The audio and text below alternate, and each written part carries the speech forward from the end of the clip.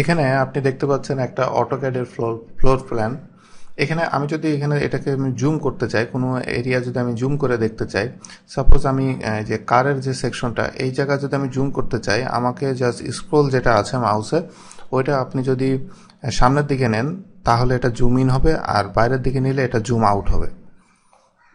আর zoom করার আরও কিছু ওয়ে আছে, যেমন আপনি যদি ডান দিকে দেখেন যে নেভিগেশন বার, এটা আসলে কখন কাজে লাগে, এটা নর্মালি যদি আপনি আপনার হাতে মাউস না থাকে তাহলে আপনি এখানে ডান দিকের এটা আপনি সিলেক্ট করবেন, সিলেক্ট করে আপনি জুম এক্সটেনশন এখানে দেখেন, এখানে জুমের অনেকগুলো অপশন আছে।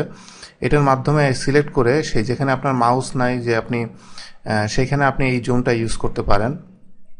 আর প্যান জিনিসটা হলো যে আপনি আপনার স্ক্রোল বারটা আপনি যদি চাপ দিয়ে ধরেন, কারণ ওটাও একটা বাটন হিসেবে কাজ করে।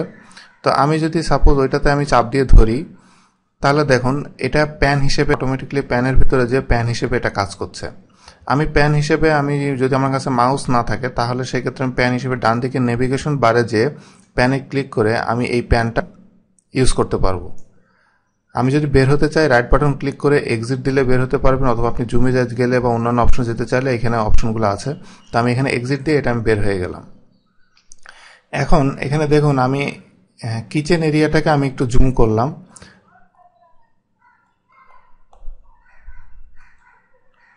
জুম করে দেখুন যে আমি যখন এটা জুম করার পরে কিচেন এরিয়ার ভিতরে আরেকটা আপনি লেআউট দেখতে পাচ্ছেন। এই লেআউটটা যদি আমি জুম করি, জুম করার পরে এখানে দেখুন যে এখানে একটা বাথরুমের ভেতরে যেই সিম্বলটা দেখাচ্ছে, এটার সিম্বলটা আসলে এরকম হওয়ার কথা না। এরকম কেন? কারণ এটা তো রাউন্ড হওয়ার কথা ছিল। তো এটার কারণটা হলো যে অটোক্যাড আসলে পিক্সেল বেস কোনো প্রোগ্রাম না, এটা হলো ভেক্টর বেস প্রোগ্রাম।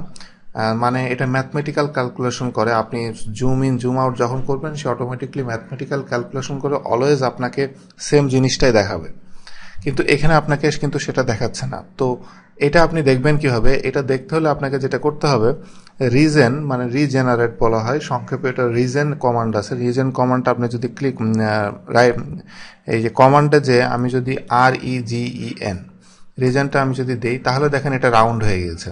তার মানে সে এটা রিজেনারেট করলো করে ভেক্টর বেস প্রোগ্রামের কারণে সেটা আমি যেমন যেভাবে অ্যাকচুয়ালি যে শেপটা থাকার কথা সেই শেপে নিয়ে গেল।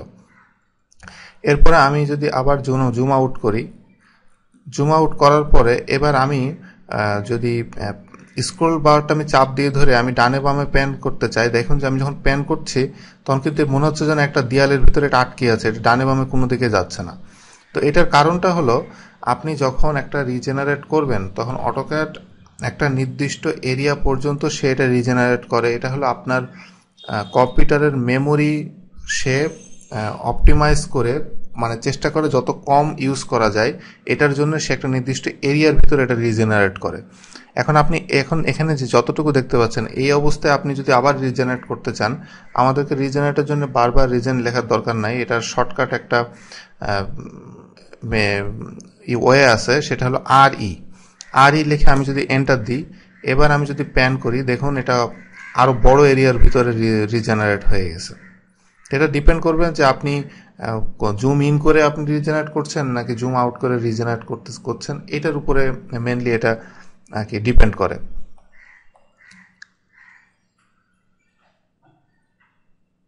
এরপরে আরেকটা জিনিস দেখেন, এখানে আমি সাপোজ আমি অনেক জুম করে এই অবস্থায় আছি, এখন আমি পুরা ড্রয়িংটা একবারেই আমি দেখতে চাচ্ছি। তো সেটা করতে গেলে আপনাকে যেটা করতে হবে, আপনি জুম করা থাকা অবস্থায় আপনি এখানে যদি যে স্ক্রল বারটা জাস্ট ডাবল ক্লিক করেন, দেখুন ফুল ডিজাইনটা মানে এর অটোক্যাডের যে মডেল স্পেস আছে মডেল স্পেসের ভিতরে ফুল ডিজাইনটা চলে এসেছে।